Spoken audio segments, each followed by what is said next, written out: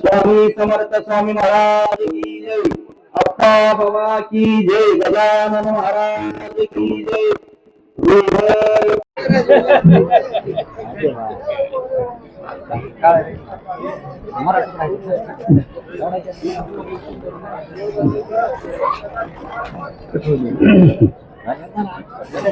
दिगंबरा दिगंबरा श्री दिगंबरा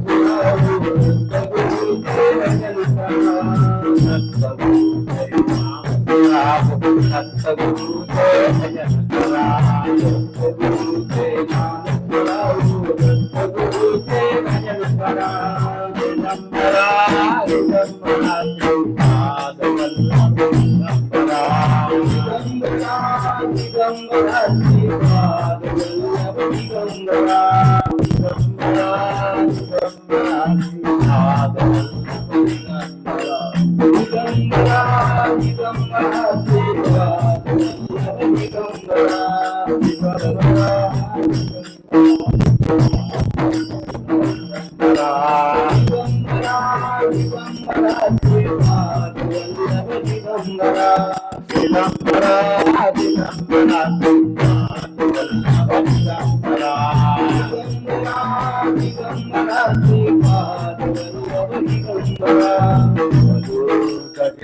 श्री गुरुदेव स्वामी समर्थ स्वामी महाराज की जय। अप्पा बाबा की जय। गजानन महाराज की जय।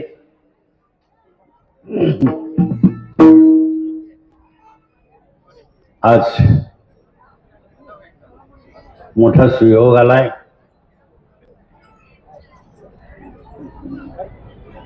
आपण कोणाचा तरी जन्मदिवस साजरा करतो। असं कोण आहे की आम्ही सगळ्या जणांनी त्या जन्मदिवसाला उपस्थित राहावं, त्या आनंदामध्ये सम्मिलित व्हावं। आपल्याकडे वाढदिवस साजरे होतात, मग कुठल्या तरी हॉटेलमध्ये पार्टी, एक मोठं फ्लॅक्स कुठंतरी लावायचं, 1 2 3 4 का 10 20 असतील तसे, आणि त्या निमित्तानं पार्टी द्यायची, फटाके फोडायचे, वाढदिवस साजरा झाला। किती लोक येत होता पण वाढदिवसाला? 8 10 15 20 25 30 40 50 60 100 200। पण आता हे एवढे सगळे लोक वाढदिवसाला आले म्हणजे काहीतरी विशेष असलं पाहिजे ना। तर हा वाढदिवस तुमच्या आणि आमच्या बापाचा आहे, गुरुचा आहे। नुसतं हॅपी बर्थडे म्हणून चालणार नाही, काहीतरी वेगळं झालं पाहिजे। आणि ज्याच्या वाढदिवसाला एवढे सगळे लोक उपस्थित असतील त्याच्यामध्ये काहीतरी विशेष गुण असतील आणि ते गुण आम्ही धारण केलेत काय आणि किती धारण केलेत आणि किती शिल्लक राहिलेत याचा माग बघून माग वळून बघायचा दिवस आजचा, त्याला दत्त जयंती म्हणतात. आज त्या दिवशी आम्ही माग वळून बघायचंय की आम्ही दत्त महाराजांचे किती गुण एक वेगळ्याच पद्धतीचा आहे आणि त्या जन्माला काही पूर्व इतिहास आहे.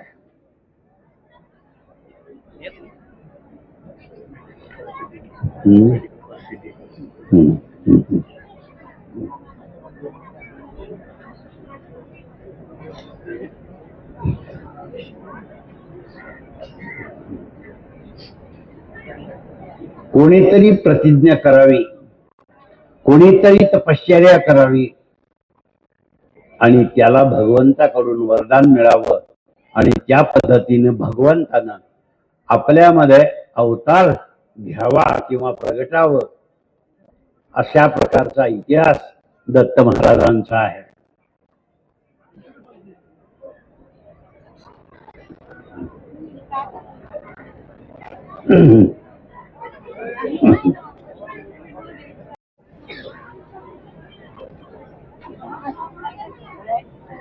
सती ही एक पतिव्रता होती आणि तिचा नवरा जो आहे तो स्त्री लंपट होता. स्त्री बघितली की ती मला मिळावी अशी इच्छा नेहमी त्याची व्हायची आणि त्याच्यामुळं त्यानं सतीकडे दुर्लक्ष केलं आणि बाहेर फिरत राहिला. स्त्री लंपटपणामुळं त्याला कुष्ठ झालं. कुष्ठ कळतंय, महारोग.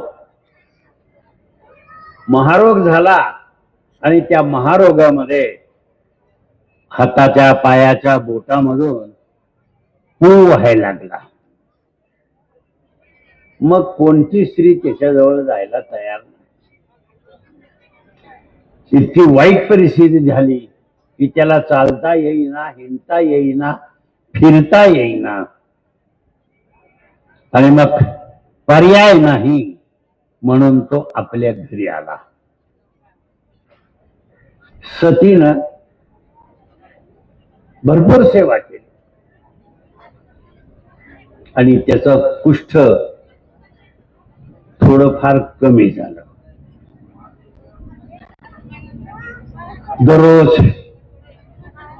त्याला पुसायचं, साफ करायचं, औषधं लावायचे, जे काय असेल ते सगळं ती करत असायची. आणि हे करत असताना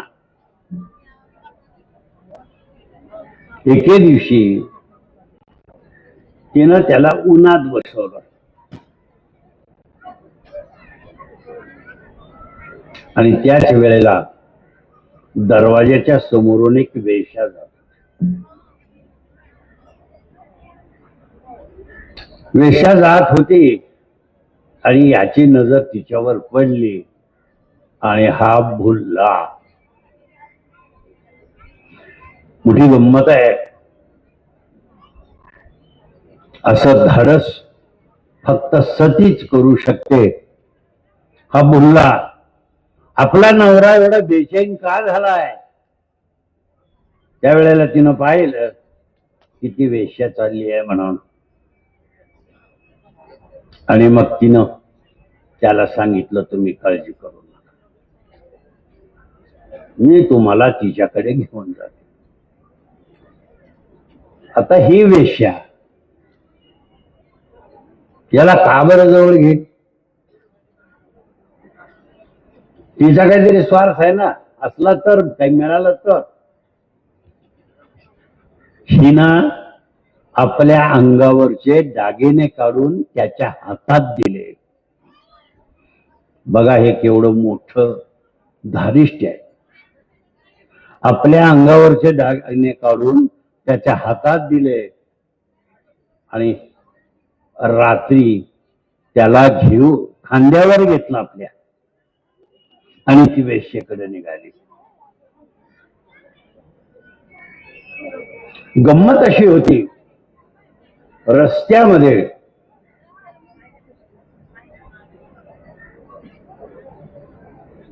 एक जणाला सुळावर चढवलं होतं राजाने. का? तो होता तपस्वी, साधू होता. गंमत अशी झाली की चोराने राजवाड्यात चोरी केली आणि ही चोरी पाहिली आणि हे चोर पळत सुटले. राजाचे शिपाई त्याच्या मागे आले. मग त्या चोराने काय केलं की आता आपण पकडले जातो, मग काय करावं? त्याने ते चोरलेलं धन त्या ऋषीच्या आश्रमात ठेवलं, त्यांच्या झोपडीत ठेवलं आणि ते पळून गेले. राजाच्या शिपायांना बघितलं की धन इथं आहे आणि चोर पण इथं आहे. त्या साधूला चोर ठरवलं आणि त्याला मुसक्या बांधून राजापुढे उभं केलं. म्हणले, मुद्देमाल याच्या झोपडीत सापडला आणि हा एक चोर आपल्याला सापडला, बाकीचे पळून गेले. राजानं बाकीचा काही विचार केला नाही, याला सुळावर चढवा म्हणले. म्हणून रात्री तो सुळावर होता. मग ही खांद्यावर आपल्या नवऱ्याला घेऊन अंधारातून जात होती. त्यावेळेला लाईटही नव्हते, एमएससीबी नव्हती, कंदील नव्हते, असलाच तर टेंबा असायचा. याच्याशिवाय उजेडासाठी दुसरं साधन नव्हतं. मग आता हिला ते टेंबा घेऊन जाता येत नव्हतं ना, त्याच्यामुळे ही अशीच अंधारामध्ये चालली होती आणि नेमका ह्याचा पाय त्या सुळावर चढवलेल्या साधूला लागला. त्याच्यामुळे त्याला प्रचंड वेदना झाल्या आणि वेदना झाल्या आणि त्यानं शाप दिला. ज्यानं मला वेदना दिल्या, ज्यानं मला धक्का मारला, वेदना दिल्या, तो सूर्योदयाच्या आत मरून जाईल, सूर्योदय पाहणार नाही. मग आता हे त्यानं जोरातच बोलला की तिथे ते सतीनं ऐकलं. ती म्हणली, साधूचा शाप तर काही खोटा होणार नाही, माझा नवरा सूर्योदयाच्या वेळेला मरेल. मग आता काय करावं? तिने सूर्याला शाप दिला. म्हणले, तू उगवायचं नाही, तू उगवशील तर माझ्या नवऱ्याचे प्राण जातील, मग तुला कधीच उगवता येणार नाही. शापच आहे. आता सूर्य काय करतो? आता सूर्याचा काही दोष नाही, पण सूर्याला शाप मिळाला. तसं बघायला गेलं तर सतीचाही काही दोष नाही, पण तिला शाप मिळाला तिचा नवरा मरेल म्हणून. तसं बघायला गेलं तर तिच्या नवऱ्याचाही दोष नाही, कारण त्याचा पाय लागला त्याला माहितीच नाही काय आहे. आणि त्या ऋषीचाही दोष नाही. ऋषी काय म्हणतो, माझा काय दोष आहे, मला धक्का लागला, मला एवढा त्रास झाला, मला मी शाप दिला, कोण आहे ते मला माहित नाही. असं होता होता ही नवऱ्याला घेऊन त्या वेश्येकडे गेली शादा घेण्यासाठी. त्या वेश्येनं तिचा स्वीकार केला नाही केला ते बघ, जाऊ द्या आपल्याला. त्याच्याशी सूर्याला शाप दिला, उगवायचं नाही म्हणून.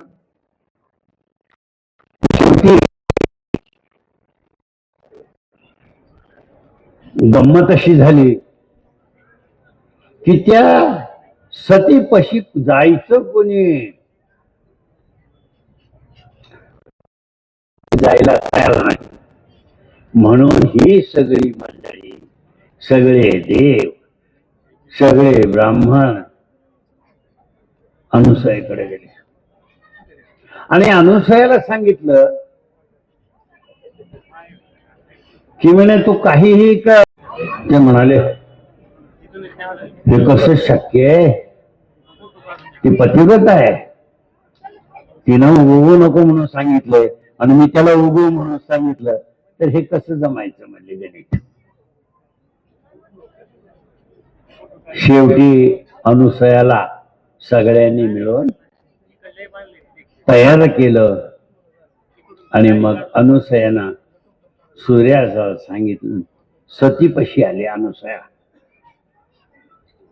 म्हणले अगं सगळे कार्य थांबलेले आहेत, तेव्हा तू काहीतरी कर आणि सूर्याला उगवायला सांग. अनुसयानं पुन्हा सतीला तयार केलं आणि सतीने सांगितलं सूर्याला मी उगवायला सांगते, पण माझा नवरा मेला तर काय करायचं, असं जमायचं नाही. म्हणल्याबरोबर सूर्य उगवला आणि सूर्य उगवल्याबरोबर हा सतीचा नवरा मेला. मग अनुसयानं त्याला जिवंत केलं. त्यावेळेला अनुसयानं एवढं मोठं काम केलं. मग हे ब्रह्मा विष्णू आणि महेश अनुसयाकडे हात जोडून म्हणाली, माते तू या सगळ्या सृष्टीचं रक्षण केलंस, आम्ही तुझ्यासाठी काय. त्यावेळेला अनुसया म्हणली तुम्ही माते म्हणलात ना, आई म्हणलात ना मला, बाळा आता काही पर्याय आहे का. ह्यांच्या जवळ काही पर्याय नव्हता आणि अशा परिस्थितीमध्ये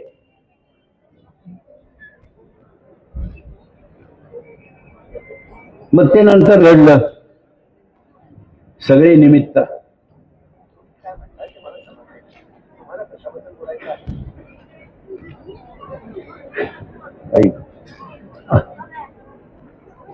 कधी मध्येच मोबाईल म्हणला. तुम्ही काय म्हणलात मला कळालं नाही, तुम्हाला कशाबद्दल बोलायचंय ते मला माहित नाही. आता त्या मोबाईलला काय माहिती मला काय सांगायचे. असो, आता पुढची कथा जी आहे व्यास महाराज सांगतील. कसं लागतं तुमचं झाल्यावर बोलायची. मग अनुसयाची ख्याती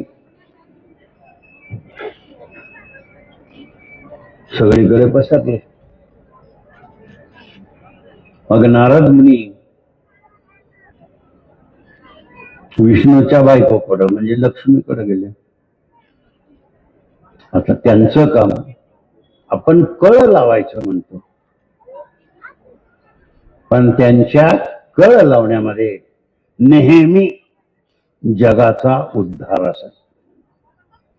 जगाचा उद्धार कसा करायचा हे सगळं जग अशा गर्तेमध्ये बुडालेलं आहे आणि याला मुक्त कसं करायचं याची चिंता नारदाला. नारद मुनीच्या कलागतीने जग हे उद्धरिले, दत्तगुरु अवनीवर आले. ते गाणं आहे. गेले विष्णूच्या बायकोकडं. मग ती नेमकी त्यावेळेला म्हणत होती तिचे विचार यायला जुळायला आणि हे तिथं जायला गाठ पडली. म्हणली खरी पतिव्रता तर मीच आहे. जितक्यात नारद गेले. काय म्हणले तू कशाची पतिव्रता. पतिव्रता तर अनुसया आहे म्हणले. ती माझ्यापेक्षा श्रेष्ठ कशी होऊ शकते.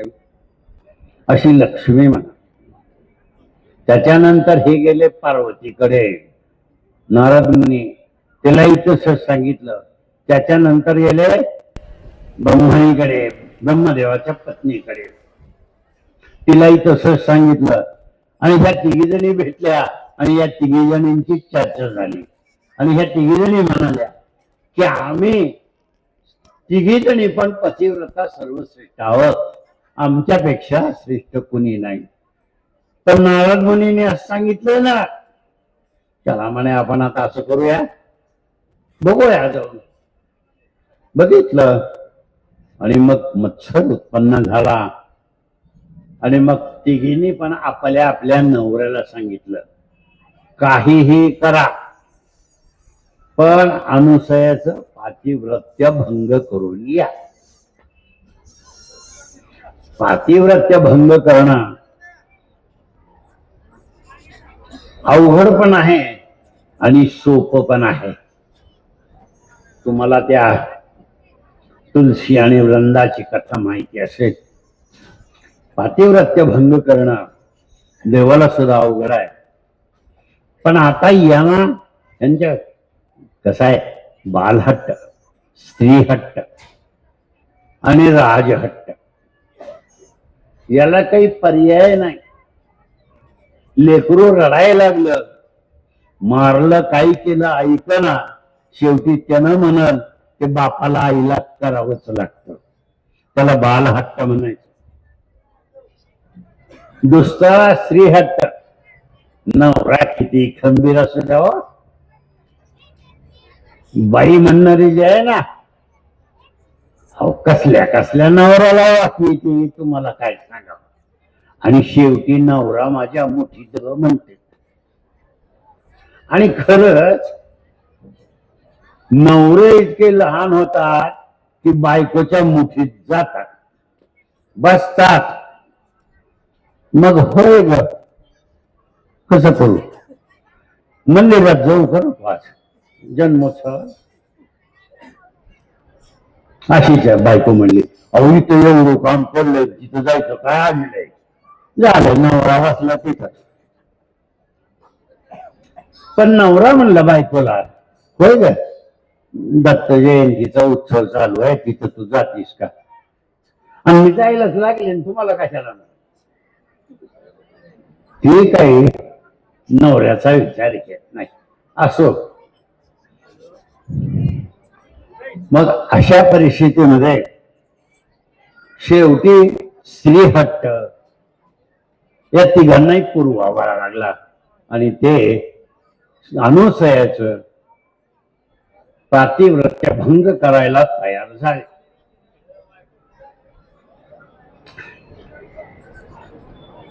ब्राह्मणाचा वेश घेतला तपस्व्याचा आणि तिघही जण अत्री ऋषी अनुष्ठानाला बाहेर गेल्यानंतर तिच्या दरवाजामध्ये आणि अनुसूयेला म्हणाले, अनुसया, आम्ही खूप भुकेलेलो आहोत, आम्हाला जेवायला वाढ.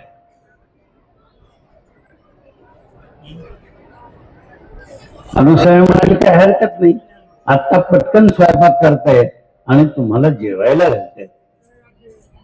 त्यावेळेला हे तिघही जण म्हणाले, ते म्हणले, हे बघ, तुझं रूप बघितल्यानंतर आमच्या मनात असं आलंय की आम्हाला नगविवस्त्र होऊन जेवायला वाढ. आता अनुसयाला प्रश्न पडला, अतिथी विनमुख पाठवायचा नाही. हे पतिव्रतेचं नंबर 1चं लक्षण. अतिथी विनमुख पाठवायचे नाही. आणि दुसरं, परपुरुषापुढं विवस्त्र व्हायचं नाही. तसं झालं तरी पतिव्रत्य भंग होत. म्हणून तिच्या पुढे प्रश्न पडला की आता मी काय करावं.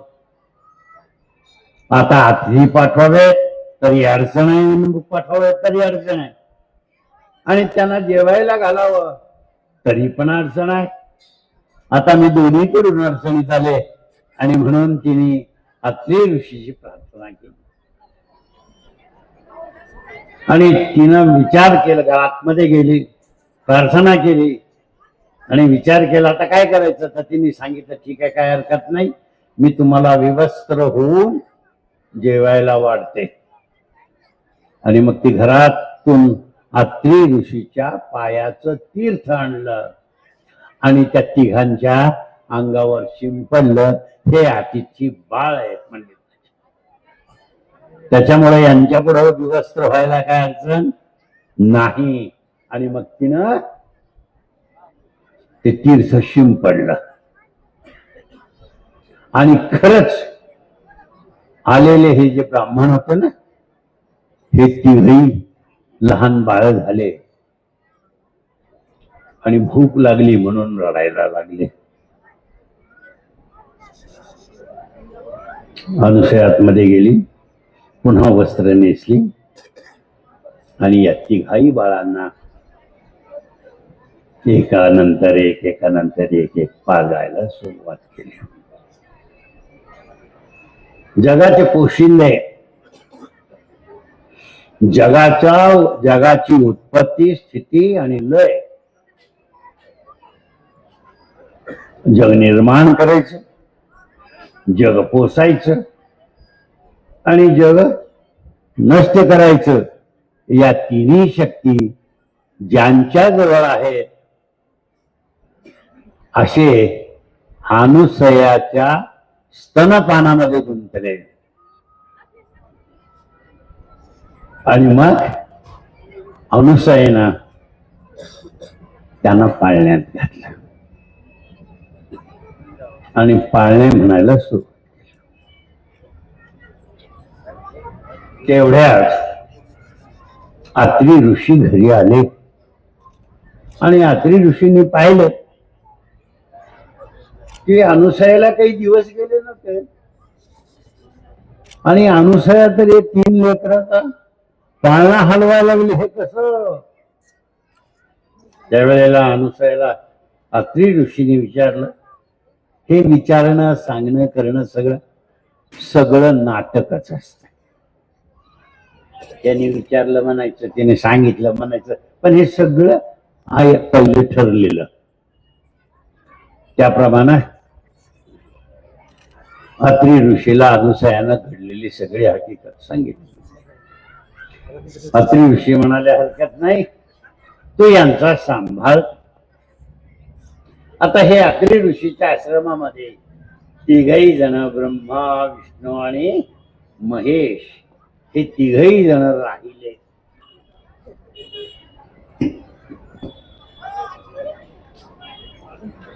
मग आता त्या तिघे जणी आपले नवऱ्याची नातात काय करावं. मग आता काय करायचं. मग त्यांनी नारदाला हुडकायला सुरुवात केली. हो म्हणे आमचे नवरे. तिने म्हणे ते आता गेले, आता येत नाहीत म्हणे. ती म्हणाले अहो का? म्हणे ते लेकर झाले म्हणे, बाळ झाले. नारद मुनी आपल्या भाषेमध्ये, बरं का, आपल्या भाषेमध्ये काडी लावायचं कामही करायचे आणि विजवायचं पण काम करायचं. आता आधी काडी लावली, आता विजवायचं. नारद मुनी सांगतात. ते म्हणे तुम्ही तिघी जणी मिळून जा म्हणे त्यांच्याकडे, अनुसयाकडे. गंमत बघा कशी.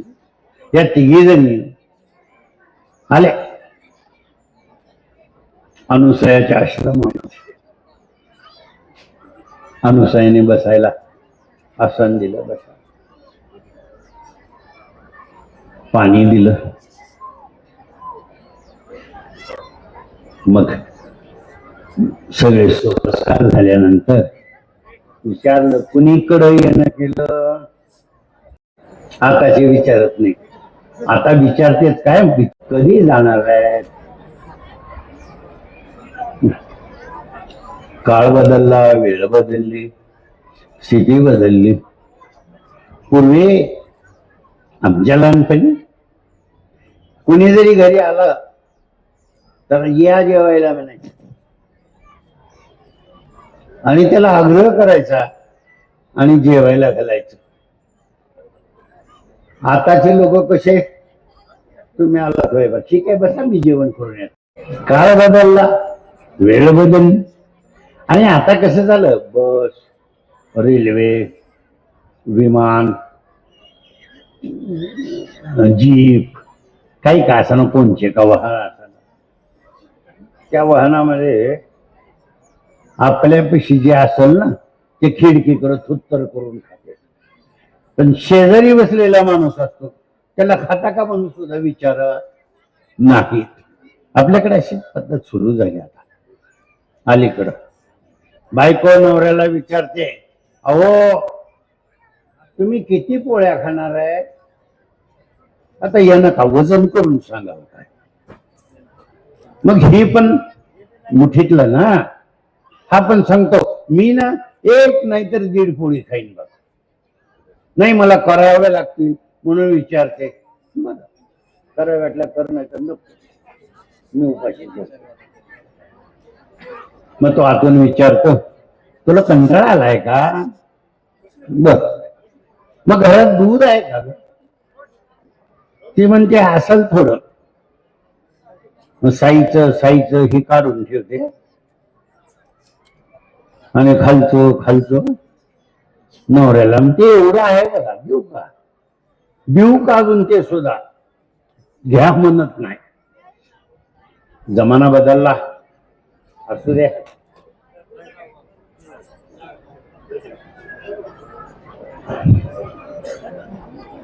मग या 3 जणी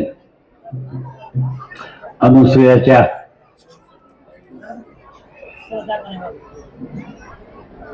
घरी आल्या आणि मग अनुसूयानं सगळे सोपस्कार झाल्यानंतर विचारलं कसं काय येणं झालं. मग ती म्हणाले, अगं आमचे नवरे तुझ्या पाळण्यात झोपले तर कसं काय येणं झालं, कसं विचारते. जे की म्हणले आमच्या मला. ती म्हणली, हो का तुमचे नवरे आहेत का नाही मला माहित नाही. आता माहिती तर सगळंच असतंय, मला माहित नाही. तुमच्या तुम्ही घेऊन जावा तुमचे असले तर. मग हे गेल्या पाळण्यापाशी, तिघही सारखे दिसायले. आता विष्णूच्या बायकोनं महादेवालाच उचललं तर कसं, हिचं पतिव्रत्य जात आहे. ब्रह्माच्या बायकोनं जर समजा विष्णूलाच उचललं तर तिचं पातिव्रत्य जात. आता ह्यांच्या तिघी पुढे प्रश्न पडला, ओळखायला यायचं ना, आता काय करावं. शेवटी त्या तिघींनी पण अनुसूयाला विनंती केली. अनुसूया मनात काय म्हणत होत्या, आम्ही हारलो, आमची जिरली, काही म्हण करायला गेलो आणि घडलं दुसरंच. हे कसं करावा. जाऊ दे अनुसूया, जे झालं ते झालं. आता आमचे नवरे आम्हाला दे. अनुसूया म्हणाली, ठीक आहे मी देते म्हणले तुमचे नवरे तुम्हाला.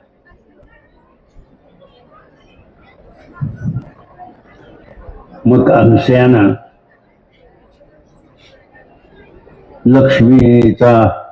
लक्ष्मीला तिचा नवरा विष्णू देऊन टाकला.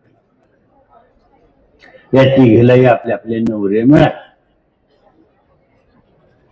मग त्यांनी अनुसूयाला आशीर्वाद दिला. अनुसूयाला विचारलं, अनुसूया आता काय. अनुसूया म्हणाले, माझे पाळणारी काम,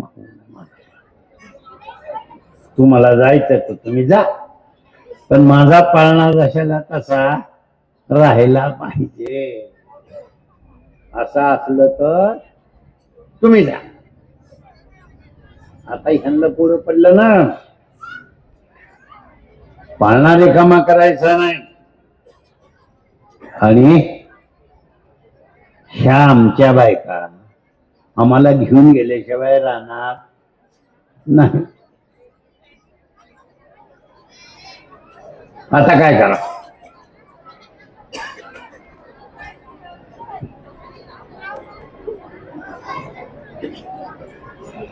प्रश्न पडला मोठा.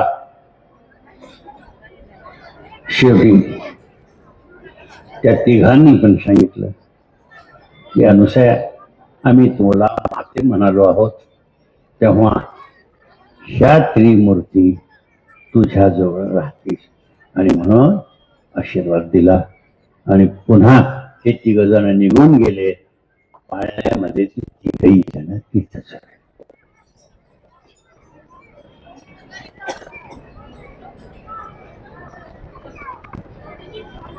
तर ही अशी कथा. त्याच्यासाठी आपल्याला ही कथा वाटते किती सहज आहे असं वाटतं, किती सोपं आहे असं वाटतं, पण असं सोपं नाहीये. हा प्रसंग येण्यासाठी अनुसयेनं आणि अत्री ऋषीनं हजारो वर्ष तपश्चर्या केली. आपण एक दिवस करू शकत नाही. तो पंधरवाडी एकादशी करतो तर निदान 2-3 किलो साबुदाणा खातो आणि पुन्हा मी उपाशीच आहे म्हणतो. तपश्चर्या एवढी सोपी नाही. पूर्वी एका पायावर उभं राहायचं, अन्न नाही, पाणी नाही, आणि तपश्चर्या करायची. आणि अशी किती वर्ष तपश्चर्या करत होते ते? 1200 वर्ष, 1000 वर्ष, 2000 वर्ष, 5000 वर्ष, 10,000 वर्ष, त्याला मापच नाही. आपल्या नवनाथाचं बघितलं तर 12 वर्ष तपश्चर्या प्रत्येकाने केलेली आहे आणि करायला लावलेली आहे. कमीत कमी 12 वर्ष तरी तपश्चर्या करायलाच पाहिजे प्रत्येकानं, असा नियम होता बरं का. आता काहीच नाही. आता काही नियम नाही, काही नाही. तर ही परिस्थिती सहजासहजी कोणाला मातृत्व मिळत नाही. आपण बघतो दवाखान्यामध्ये किती रांगा लागलेल्या असतात.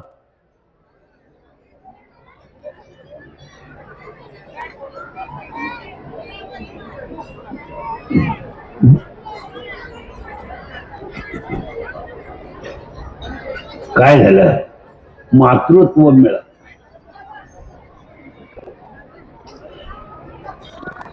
आणि हे मातृत्व जर अगदी सहजासहजी मिळालं तर त्याची किंमत राहत नाही. त्याचाही आपल्याला सांगायला येतो. म्हणून अनुसयाला मातृत्व एवढं सहजासहजी मिळालं नाही. त्याच्या पाठीमाग फार मोठी तपश्चर्या आहे.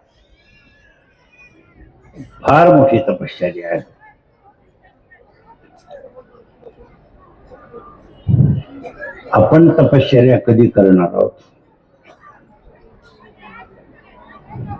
कोणाला तरी विचारा, तपश्चर्या कशी असते, कशी करावी लागते. मला कोणी जर सांगितलं असेल की रोज कमीत कमी 5 माळा जप करा, तर त्याच्यामध्ये कमीत कमी 10 वेळा तरी आम्ही विसरून जातो की आम्ही जप करायला. ते माला तो कर्मे फिरे, जीव फिरे मुख माही, मनवा तो चहु दिशा फिरे, इनमें सुमिरन नाही. माळ हातात फिरते,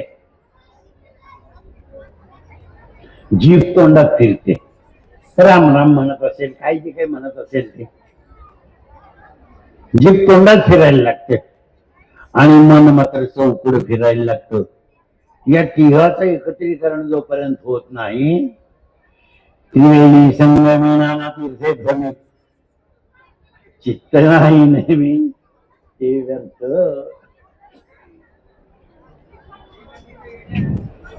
आणि या परिस्थितीमध्ये आम्ही कसं करायचं हो? माला तो काष्ठकी बनी. माळ कशाची तयार झाली आहे? लाकडाची. माला तो काष्ठकी बनी, बीच उसमें डाला सूत. दोऱ्यात ओढली जाते ना. माला तो काष्ठकी बनी, इसमें डाला सूत. माला तो बेचारी क्या करे, जपने वाला तो पूत.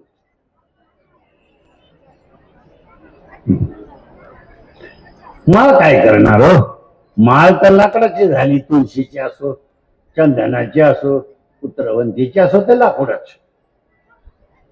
त्याच्यात दोरा घातलाय, दोऱ्यात ओढलेली आहे, पण ती माळ तरी बिचारी काय करणार? आम्ही चांगले नाही आहेत.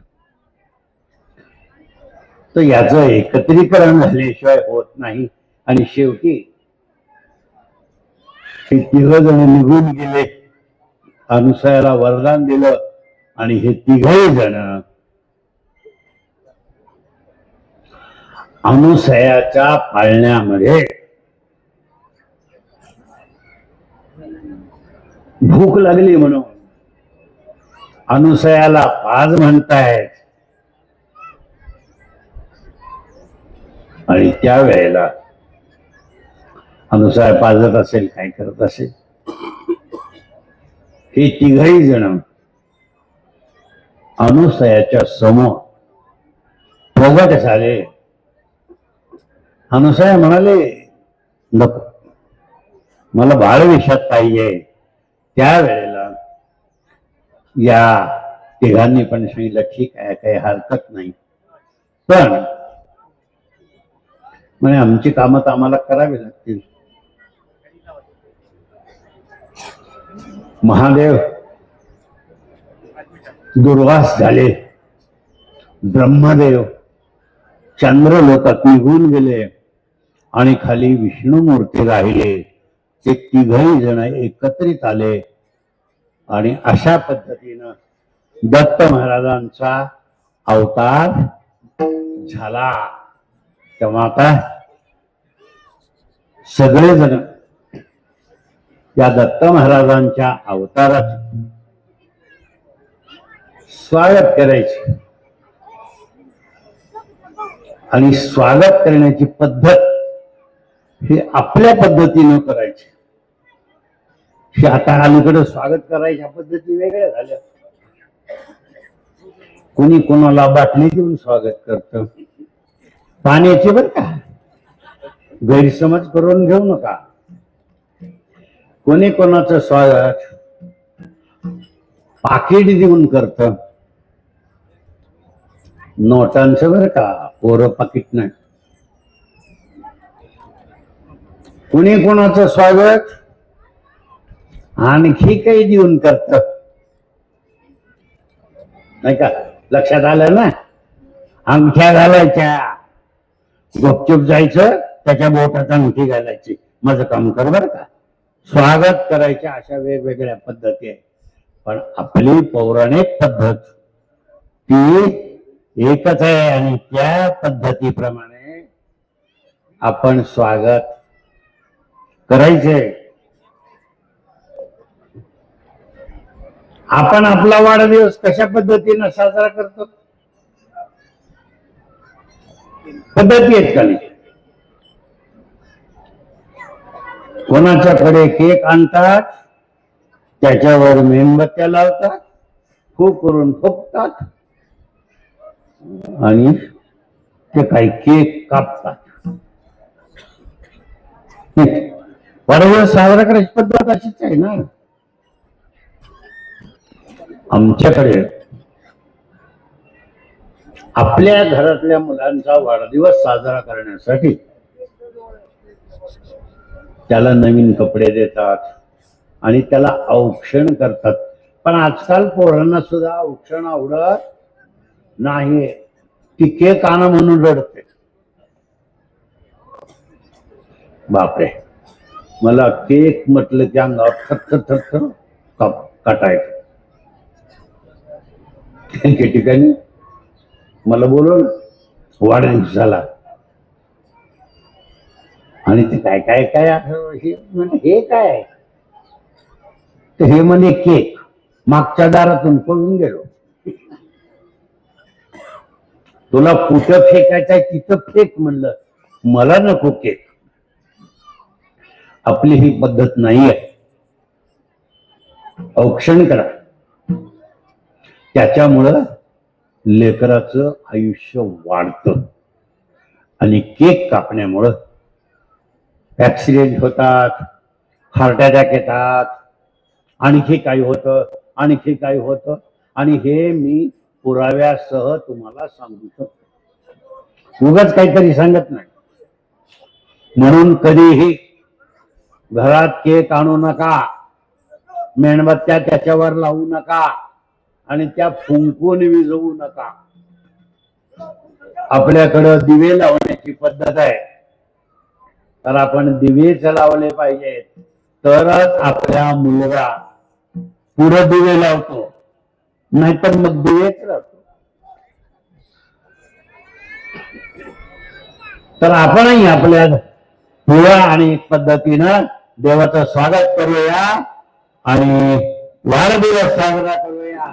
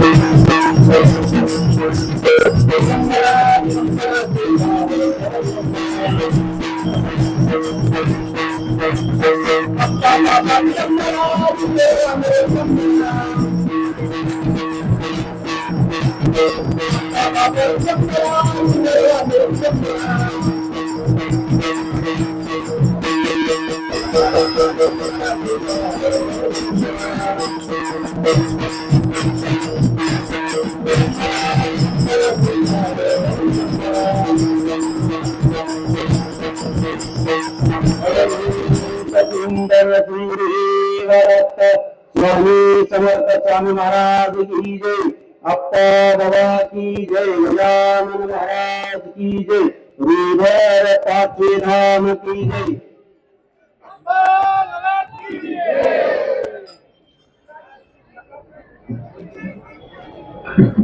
तुम्हाला खरं सांगायचं म्हणजे मी तुमच्या समोर बोलू शकेन की नाही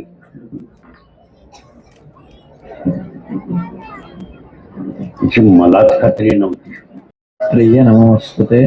गुरुर्ब्रह्मा गुरुर्विष्णुः गुरुर्देवो महेश्वरः, गुरुः साक्षात् परं ब्रह्म तस्मै श्री गुरवे नमः. हरिः ओम. हरिः. अनसूया हृदयनंदन, पत्रीवरद स्मर्तृगामी, भक्तजन प्रतिपालक अवधूत भगवान श्री दत्तात्रेयांच्या महन्मंगल चरणी मानसिकरित्या साष्टांगपणे पाठ समर्पित करतो. परमपूजनीय आपल्या सर्वांचे श्रद्धास्थान परमश्रद्धेय दत्त स्वरूप श्री अप्पा बाबा महाराज बाबांच्याही चरणी मी प्रणिपात समर्पित करतो आणि आपल्या सर्व उपस्थित भाविकांच्या प्रती सद्भावना प्रकट करून या आपल्या रुईभर क्षेत्रामध्ये श्री दत्त देवस्थानात संपन्न होत असलेल्या आजच्या मार्गशीर्ष शुक्ल पौर्णिमा भगवान श्री दत्तात्रेयांच्या अवतरणाच्या पुण्य पावन दिवसाच्या निमित्ताने दत्त महाराजांची पूजनीय बाबांची आज्ञा म्हणून एक दोन चारच वाक्य मी बोलणार आहे. आता बाबांनी आपल्याला कलशारोहणाच्या संबंधाने आवाहन केलं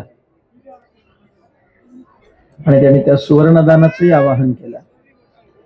संत नामदेवरायांचा एक अभंग आहे, त्याच्यात कनकदाने कांती सोज्वळू असं नामदेवरायाने म्हटलंय. कुठल्या दानाचं काय फल ते सांगताना भूमिदाने नृपाळू, जो भूमिदान करतो तो राजा होतो असं त्याचं फल सांगितलं. आणि कनकदानाचं फल सांगताना नामदेवरायाने त्याने कांती सोज्वळ होते असं त्याचं फल सांगितलं. ज्याला ज्याला आपण गोर व्हावं वाटतं अशाने हात वर करा. ज्याला गोर व्हायचे त्यांच्याकरता बाबांनी ही चांगली सुवर्ण संधी आणलेली आहे. खरीच सुवर्ण संधी आहे. काय असतं, देवाचं दास्य करत असताना ह्या सगळ्या गोष्टी खरं म्हणजे काही ना असं वाटेल सुद्धा, कशाला पाहिजे हे सगळं अमुक तमुक. सद्गुरु श्री समर्थ रामदास स्वामींनी ग्रंथराज श्रीमद दासबोधात म्हटलंय, जयंत्या पर्वे महोत्साव असंभाव्य चालवी वैभव जे देखता स्वर्गीचे देव तटस्थ होती. समर्थाने म्हटलंय, स्वर्गातल्या देवांना हेवा वाटावा की आपण कशाला अमरावतीला स्वर्गाला आलो, रुईभरलाच गेलो असतो तर बरं झालं असतं. असा उत्सव केला पाहिजे. देवाचे वैभव वाढवावे, न्यून पूर्ण पडोच देणे दावे. समर्थाने म्हटलंय, सदा सिद्धचे असावे महाद्वारी किंवा देवद्वारी. देवाचं वैभव न्यून पडू देऊ नये. देवाला दिलं की देव आपल्याला देतो, कारण त्याचा देण्याचा स्वभाव आहे, घेण्याचा नाही. देव शब्दाची व्युत्पत्तीच दानाद वा द्योतनाद देव हा अशी आहे. जो स्वतः प्रकाशमान आहे आणि जो दान म्हणजे देणारा आहे त्याचं नाव देव आहे. आणि मी गेल्या वर्षीच्याही प्रवचनात बोललो होतो, विशेषत्वाने भगवान दत्तात्रेय तर देणारेच आहेत. त्यांच्या नावातच दत्त या शब्दाचा अर्थच आहे देणारा, दिलेला. ज्यांनी स्वतःला भगवती अनसुया देवीच्या पातिव्रत्यावर संतुष्ट होऊन, अत्री महर्षींच्या तपावर संतुष्ट होऊन स्वतःला त्यांना देऊन टाकलं, असे ते दत्त भगवान आहेत. माणूस बाकीचं काही देईल पण स्वतःचं दान करेल काय? पण भगवान स्वतःला देऊन टाकतात. एवढे भगवान उदार. त्यामुळे दत्तात्रेय भगवान देण्याकरताच आलेले आहेत. आपण त्यांना काय देऊ शकतो, सगळं त्यांचंच आहे. पण आपल्या श्रीमद भागवतामध्ये 10व्या स्कंधाच्या 5व्या अध्यायात एक विचार आला. नंदबाबांनी भगवान गोपाल कृष्णांच्या आगमनाचा उत्सव केला, त्या प्रसंगी दानधर्म बराच केला. तो का केला हे सांगताना भागवताने असं म्हटलंय की दानाने धनाची शुद्धी होते. आपल्या धनाला शुद्ध करण्याचा हा मार्ग आहे. त्या दृष्टीने बाबांच्या आवाहनाला आपण सगळ्यांनी सकारात्मक प्रतिसाद द्यायचा आहे. आणि दुसरी गोष्ट, बाबांचं बोलणं मी ऐकलं. त्याने काय सांगितलं, मी तुमचा आत्मा आहे, तुम्ही माझे आत्मा आहात. सद्गुरु श्री समर्थांची एक ओवी मला आठवली. ग्रंथराज श्रीमद दासबोधाच्या 15व्या दशकात आहे, जीव जीवात घालावा, आत्मा आत्म्यात मिसळावा, राह राहो शोध घ्यावा परांतराचा. सद्गुरु श्री समर्थाने म्हटलंय की लोकांच्या जीवात आपला जीव घालावा, जीव जीवात घालावा, आत्मा आत्म्यात मिसळावा. लोकसंघटन कसं करावं आणि लोकांना आपलंसं कसं करावं याची कुदृप्ती समर्थांनी दिलेली आहे. तेव्हा बाबांनी ती आचरून दाखवलेली आहे. अत्यंत जिव्हाळ्याने त्यांनी आपल्या सगळ्यांना आवाहन महाप्रसादाच्या संबंधाने केलेलं आहेच आहे. आणि त्याच्यात मी तुमच्या अडसर होणार नाही. कारण आता पोटात भूक लागली आहे, 12:30 वाजलेत, अजून आरती व्हायची आहे. त्याच्यामुळे मी काही फार बोलणार. पाहणं हे आपल्या डोळ्याचं सार्थक आहे. त्याकरता फेब्रुवारी महिन्यामध्ये मला वाटतं आपला मराठी मास फाल्गुन मास येतो, तर त्यामध्ये हा कलशारोहणाचा सोहळा आहे. आपण सर्वांनी त्या कार्यक्रमाला यावं, तो सोहळा पाहावा.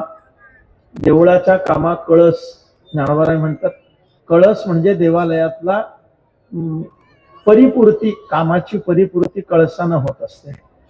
तर या आपल्या वैभव क्षेत्रातल्या दत्त मंदिराच्या सगळ्या कामाची एका अर्थानं ती परिपूर्ती आहे असं आपण म्हणूया. आणि त्या परिपूर्तीचा क्षण हा तसा ऐतिहासिकच असणार आहे. हे पुन्हा पुन्हा होत नाही. कळस काही पुन्हा पुन्हा बसत नाही. एक वेळेला दत्त जयंती दरवर्षी येते, पण कळस दरवर्षी कलशारोहण होत नाही. मूर्ती स्थापनेचाही कार्यक्रम असाच मोठा झाला, पण तो घाईत ठरला, मलाच येता आलं नाही. पण आता कळसारोहणाच्या कार्यक्रमाला मात्र मी आधीच ते नोंदवून ठेवलेलं आहे. आपल्याला त्या क्षणाचा साक्षीदार होता येईल आणि आपल्याला अनेक वर्ष पुढे सांगता येईल की तो कळस बसवताना आम्ही तिथं उपस्थित होतो, आम्ही डोळ्याने ते बघितलं. तर अशा चांगल्या गोष्टी बघण्याकरता आपल्याला डोळे आहेत. वेदांनी भद्रं कर्णेभिः शृणुयाम देवा भद्रं पश्ये माक्षभीरे जत्राः अशी प्रार्थना भगवंताकडे वेदश्रुती मातेने केलेली आहे. भद्रं पश्ये माक्षभीरे जत्राः, आमच्या डोळ्याने आम्ही भद्र म्हणजे चांगलं पाहावं असा त्याचा अर्थ आहे. तर इतका चांगला सोहळा आपल्याला डोळ्याने पाहायची संधी पूजनीय बाबांनी आपल्याला दिली. त्याबद्दल बाबांचे आपण सगळे ऋणी असलं पाहिजे, कृतज्ञ असलं पाहिजे. एका छोट्याशा गावाला क्षेत्राचा महिमा प्रदान केला. हे कोण करू शकतो? त्या परंडा तालुक्यामध्ये एक डोमगाव नावाचं गाव आहे. सोनारी भैरवनाथाच्या सोनारी जवळ सद्गुरु श्री समर्थांचे रामदास स्वामींचे पट्टशिष्य योगीराज श्री कल्याण स्वामींची तिथे समाधी आहे. त्या गावाचं नाव काय आहे? डोंबगाव. आता डोंबगाव म्हणतात लोक, पण ते खरं डोंब गाव आहे. डोंबांची वस्ती तिथं होती. तुम्हाला माहिती आहे डोंब काय काम करतात? तुकोबारायांनी म्हटलंय ना, हरिश्चंद्र तारा राणी वाहे डोंबा घरी पाणी. स्मशानातलं काम करणारा, प्रेताची वस्त्र वगैरे घेणारा डोंब, आणि त्या डोंब लोकांची ती वस्ती होती. आता स्मशानाला कोणी पवित्र म्हणतं का हो? बरं, तिथं रोजच राहणारा, सदैव राहणारा डोंब, त्याच्याबद्दल तरी समाजामध्ये फार पवित्र भावना आहे का? पण योगीराज कल्याण स्वामींचं वास्तव्य तिथं झालं आणि त्या डोंबगावला श्री क्षेत्र डोंबगाव अशी संज्ञा प्राप्त झाली. असं असतं की बळीयाच्या अंकित आम्ही झालो बळीवंत. मोठ्याची संगती केली की ती आपल्याला मोठेपणा देते. तसं या एवढ्या चिमुकल्याशा छोट्याशा गावामध्ये, रुईभरमध्ये एवढं मोठं स्थान बाबांनी निर्माण केलं. दत्त महाराजांनीच त्यांचीच इच्छा होती म्हणून बाबांच्या माध्यमातून आपल्याला इथं येऊन ते कायमच्या दर्शनाकरता थांबले. जसं पंढरपूरच्या बाबतीत पुंडलिकरायाने काम केलं, तसे आपल्याकरता बाबा पुंडलिकरायच झाले आणि त्यांनी दत्त महाराजांना इथे आणून उभा केलं. आपल्याकरताच आहेत. मूढ पापी जैसे तैसे उतरी कासे लावणी, पुंडलिकाधिलावर करुणाकर विठ्ठले. तर एकैकाचे कैवाने उगवे बहुतांचे कोडे, संतांनी म्हटलंय. बाबांच्या निमित्तानं आपल्या सगळ्यांचं कोडं उगवलं आणि आपल्याकरता दत्त महाराज इथं आले. तेव्हा आपण सगळ्यांनी अत्यंत आत्मीयतेने त्याचा लाभ घेतला पाहिजे. लाभ घेण्याकरता आपण त्याला सन्मुख झालं पाहिजे, नाही तर उपयोग होत नाही. भगवत पूज्यपाद जगद्गुरू शंकराचार्यांनी गीता भाष्यात एक दृष्टांत दिला आहे. भगवद्गीता भाष्यामध्ये तेवढा सांगतो तुम्हाला. काय झालं, रुईभर मध्ये, धाराशिव मध्ये खूप मोठा पाऊस पडला. इतका पाऊस पडला की नदी नाले दुथडे भरून वाहिले. लोकांच्या छतावर पाणी साचलं. सगळं गाव निम्म पाण्यात गेलं. तुमच्याकडे तळ आहे ना वर, उगी कल्पना करा, तळ्यात भरपूर पाणी साठलं, ते गावात शिरलं. एवढा पाऊस झाला. पण एका माता माऊलीनं घरावर ठेवलेला एक तांब्या होता गच्चीत, तो काही भरला नाही. एवढाच होता तो तांब्या, काही भरला नाही. आता गाव होऊन गेलं निम्म आणि तांब्या का भरला नाही एवढा? असा कसा पाऊस पडला? त्याचं उत्तर एवढंच आहे, तांब्या पालथा होता. कळलं का? त्याच्यामुळे भरला नाही. तांब्या जर उताणा असता तर पावसाचा लाभ तांब्याला झाला असता, तांब्या भरला असता.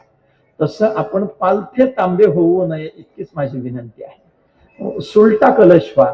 पालथा होऊन काय उपयोग आहे? एवढा पाऊस पडला तरी पालथ्या तांब्याला त्याचा उपयोग नाही. हा दृष्टांत आचार्यांनी कसा करता दिला? भगवत सन्मुखता जीवनात पाहिजे. श्री रामचरित मानसात गोस्वामी श्री तुलसीदासजींनी सम्मुख होई जीव मम जबही जन्म कोटी अघना सतत बही असं म्हटलंय. कोटी जन्मातलं पाप भगवत सन्मुखता आली की नष्ट होतं. तुकोबारायणी तर म्हटलंय, झालो सन्मुख तो कैसा संत चरण पावलो आजी फिटले माझे कोडे भव दुःखाचे साकडे कोंदा टुले पुढे परब्रह्म सावळे. तर काय आहे? भाग्य उदयाचा ठसा, झालो सन्मुख तो कैसा संत चरण पावलो. पूर्व पुण्य फळले बहुता दिसा. हा आरंभ त्याचाच आहे. पुण्य फळले बहुता दिसा, भाग्य उदयाचा ठसा आणि झालो सन्मुख तो कैसा संत चरण पावलो. आपलं भाग्य मोठं की इथे आपल्याला दोन्ही गोष्टी एकत्र मिळाल्या. दत्तात्रय महाराजांच्या रूपाने देव आहेत आणि बाबांच्या रूपाने संत आहेत आणि दोन्हीला आपण सन्मुख झालो तर आपल्याला भाग्याला कमीच नाही. याच्याकरता भाग्य दारात आलं आहे. सूर्यनारायणाची किरण दारात आली आहे, पण दुर्भाग्यवान जीवाने दार खिडक्या लावून घेतल्या तर अंधार कसा जाईल? तर असं होऊ नये, ते उघडण्याची गरज आहे. म्हणजे आपण सन्मुख होण्याची गरज आहे, तर आपण लाभान्वित होऊ. ते सन्मुख होण्याकरता आपल्या सगळ्यांना भगवान दत्तात्रेय बल बुद्धी आणि दीर्घ आयुष्य आरोग्य भक्ती ज्ञान वैराग्य आदी सद्गुण हे सगळं देवोत आणि त्या माध्यमातून आपल्याकडून सेवा घेवोत. सेवा हेच मोठं धन आहे. वैष्णवांकरता भगवत भक्तांकरता सेवा हेच धन असतं आणि त्या सेवा धनाचा मनुष्याने लोभी असलं पाहिजे. तेव्हा ते सेवाधन मलाच जास्तीत जास्त कसं मिळेल? कल्पना करा, इथं जर आपण सोन्याच्या मोहरांनी पाऊस पाडला, काही सांगता येत नाही, त्यांच्या मनात आलं तर तसंही करतील. आता हेलिकॉप्टर मधून पुष्पवृष्टी आहे. आम्हाला आयुष्यात हत्ती एकदा बघायची मारामार आहे. रोईभरला दरच वर्षी हत्ती आहे. तेव्हा जर पाऊस पडलाच तर आपण किती त्या घेण्याकरता मरमर करू? मला जास्त कशा मिळतील हे प्रत्येकाला वाटेल.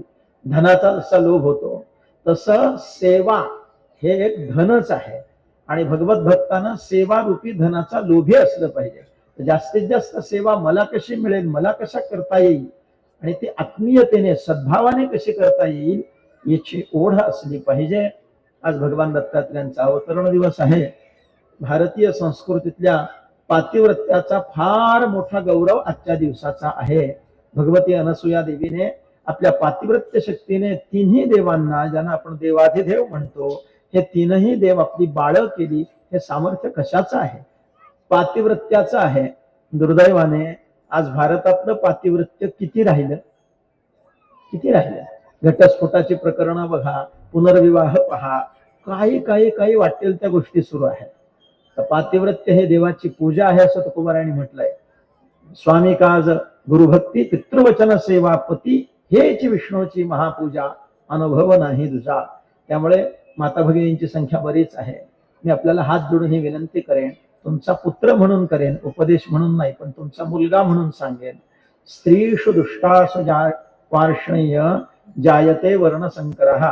श्रीमद भगवद्गीतेत अर्जुनाने ही कैफियत मांडली आहे की स्त्रिया जर दुष्टा झाल्या तर वर्णसंकरादी महापातक निर्माण होतं आणि संकरो नरकायैव कुलघ्नानां कुलस्य च पतन्ति पितरो हेषां वृत्तपिंडोदक क्रियाः.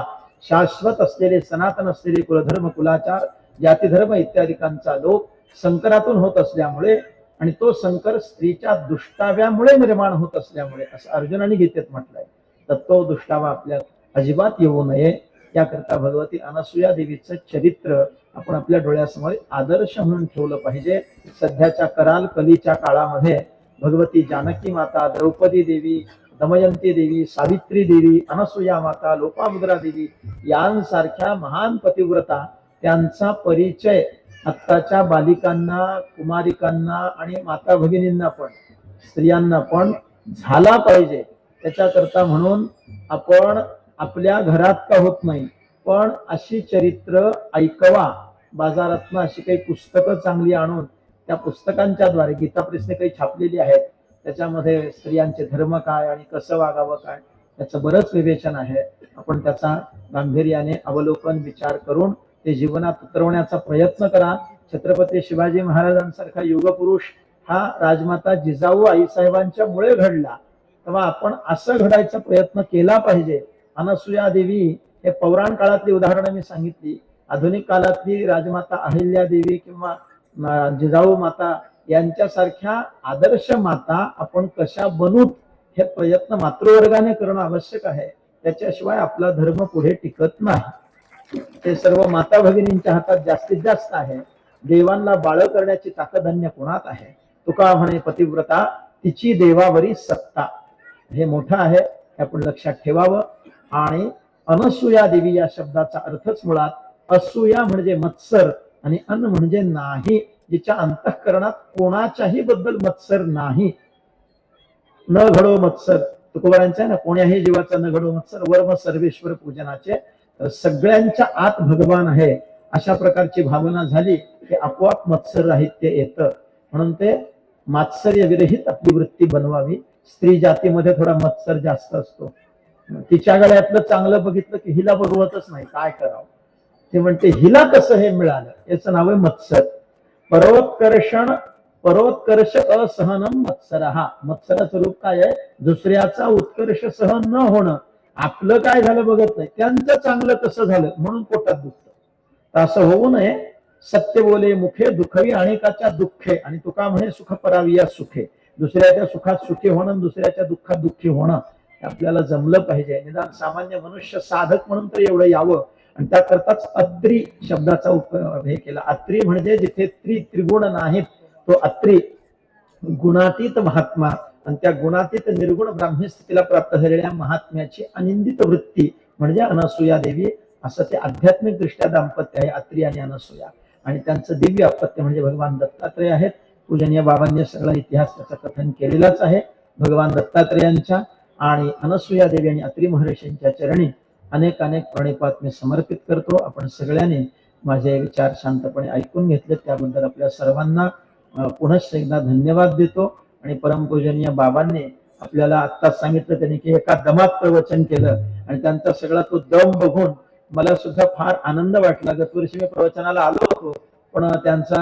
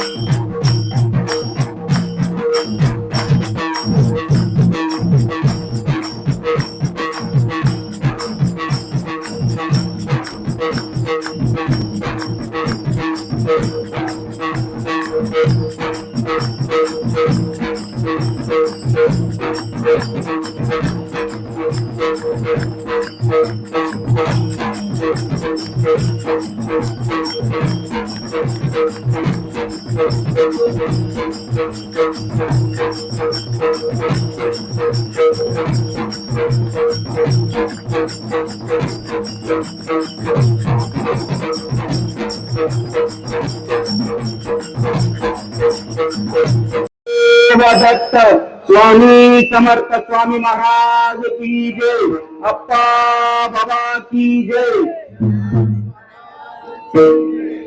मूर्ति तल गुण सारं निर्गुण विस्तारं जगत पारावारं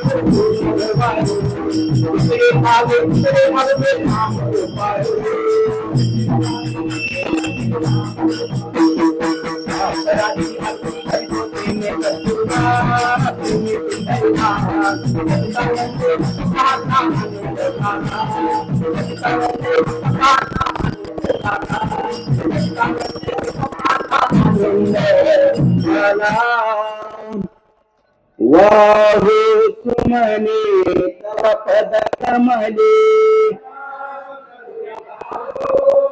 आत्मसुखाची हित पावले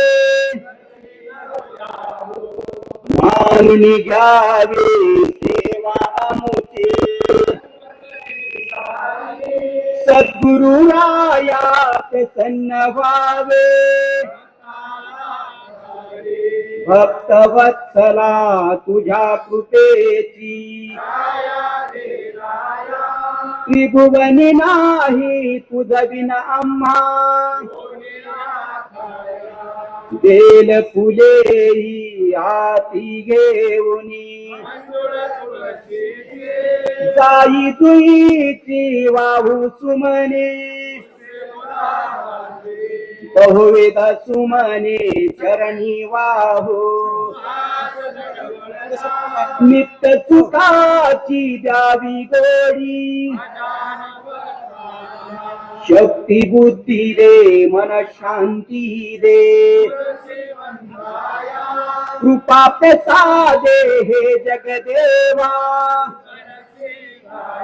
अवधूत चिंतन श्री गुरुदेव दत्त स्वामी समर्थ स्वामी महाराज की जय अप्पा बाबा की जय गजानन महाराज की जय घालीन लोटांगण वन्य न चरण डोळ्यांना काही न रुपये आनंद आवे मालिन मन नामा देव माता त्वमेव त्वमेव बंधु सखा त्वमेव त्वमेव विद्या त्वमेव त्वमेव सर्वं देव देव नायेन वाचां सत्संगेव नामा प्रभुत्वाव नम सकल स्वरते नारायण हरे समर्पयामि सततं एकं राम नारायण नतां तपोदिवारि माधवं शिखावल्लभं शान्तिदायकं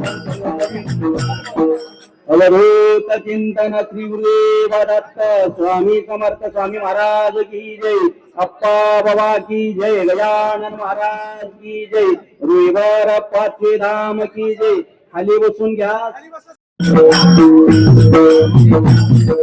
जय गुरुनाथ गुरुनाथ अपराधी घ्या पत्र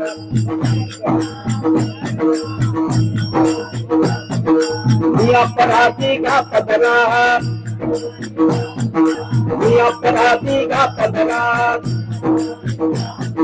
जय गुरुनाथ सद्गुरुनाथ अपराधी का पदरा जय गुरुनाथ सद्गुरुनाथ अपराधी का पदरा अपराधी का पदरा अपराधी का पदरा जय गुरुनाथ सद्गुरुनाथ अपराधी का पदरा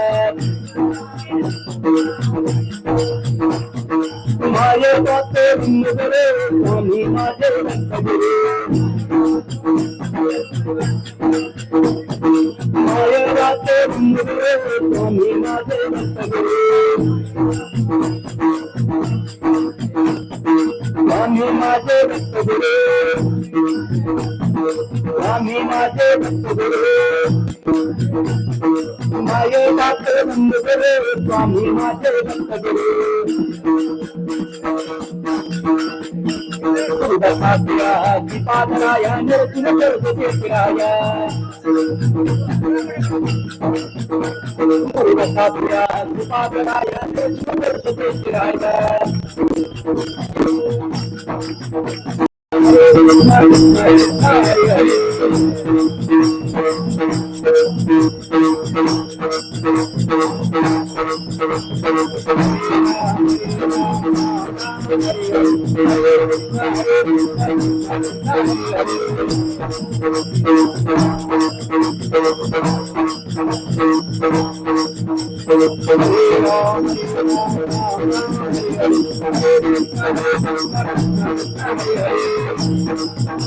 Hare